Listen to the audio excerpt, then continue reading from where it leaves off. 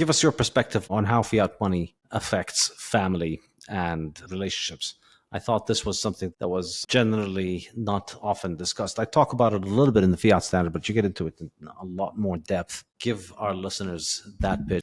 Yeah, so it used to be that we depended on our families for a lot of different things. Unfortunately, with fiat money, you have essentially the moral obligation as the money printer to solve lots of problems. And this is always sort of the argument politically that everyone gives for, free healthcare, free housing, or free whatever, is that, okay, I have this problem, and because you can print money out of nothing, you have to solve it. And I mean, being sort of like reasonable, like if you want to keep the Ponzi of fiat going, you kind of have to respond to that as a government.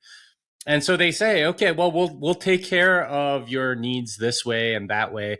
So at a certain point, you no longer need family, right? It becomes sort of a very alienated and sort of different relationship that we have with our families. It used to be that, that was your primary identity. Instead, now it's, whatever company you work for, the job that you have, or, however you fit into a giant sort of fiat machine. But, families used to be a lot closer and a lot more abundant and so on.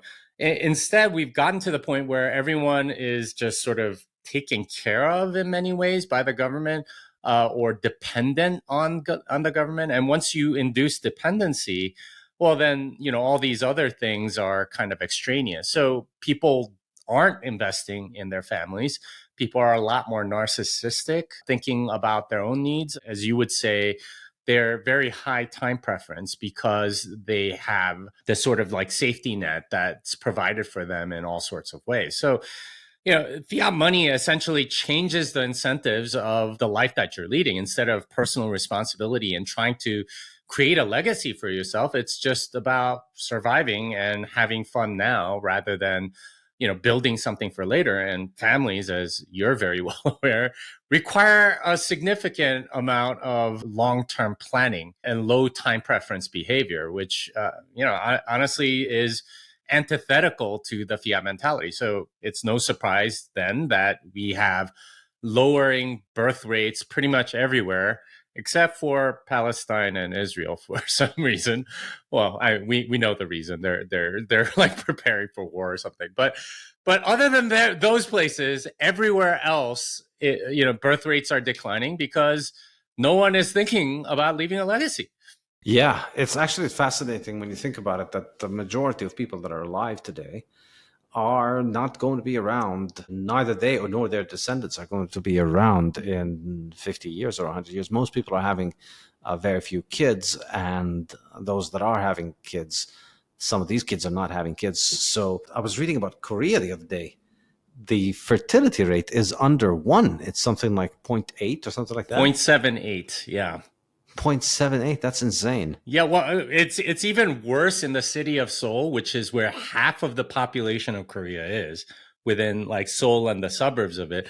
It's 0.6, which is like, I think wow. if you calculate it, it's, if you have 100 great grandparents and you leave it at 0.6, that goes to like 5 great grandchildren, in like 4 generations. It's absolutely insane how few people there will be if you keep that rate up.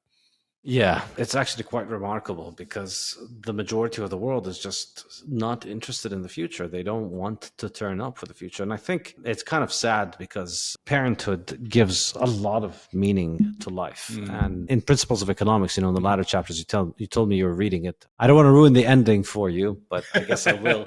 I haven't gotten to those chapters yet, but but I would love to hear more about it. Yeah. Yeah, I think I make the case that ultimately, why do we engage in economic activity? Why do we engage in capitalism? Why choose that over just continuing to indulge our base desires like animals and sling our feces at each other and fight over everything and live like animals in the jungle? What is it that's taken us out of the jungle and made us want to build a civilization?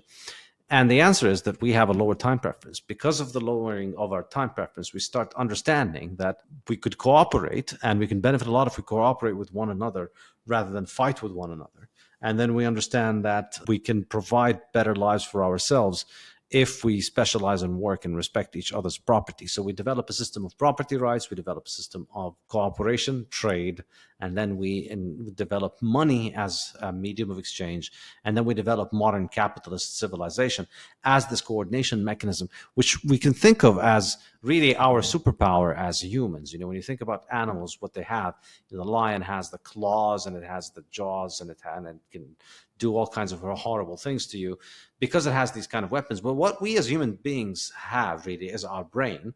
And perhaps the most sublime invention of our brain is capitalist civilization. Is what allows essentially any human being who has access to capitalist civilization to have control of a gun that can allow it to kill any animal. So it's more powerful than all the things that all animals have, because any 10-year-old girl can use a gun that can kill the most powerful animal out there, because that gun is produced through a civilization, through a capitalist economy that is drawing on the division of labor of billions of people from all over the world who cooperate to produce these things that make such sophisticated and highly productive and highly useful technologies possible for us. And so it's the lowering of time preference that allows us to get on that train of civilization and improving our life. And then the way that that manifests and the way that civilization can be sustained for longer than a few weeks is when people get into families, when people begin to view the world as being about more than just my own life and my own lifetime. Once you have children, you care about their lives as well, because they are, in a very physical sense, they are a part of you, and they're a part of you that's going to outlive you as you understand yourself. So you're naturally very invested in their well-being. And so that lowers your time preference, because now you're not just concerned about the fun that you're going to have in your life, you're concerned about them and what's going to happen in their life. And so having a family and having children is essential, in my opinion. Well, not essential, but I would say perhaps essential, but an enormously effective factor in helping humanity lower our time preference and think more and more about the future, and therefore become more civilized, therefore become more cooperative, become more willing and able and likely to engage in the division of labor and in economic trade. It's end of times stuff when you see people just forsaking the idea of having children and being, wasting their fertile years essentially engaged in high time preference behavior, fascinated and focused specifically on the present, and completely ignoring the future, because it's not good, because it means that in the future this is going to be a world full of a lot of old people and not a lot of young people. And I think it's the first time this happens. I don't think it's ever happened in recorded history that we'd had a society like this.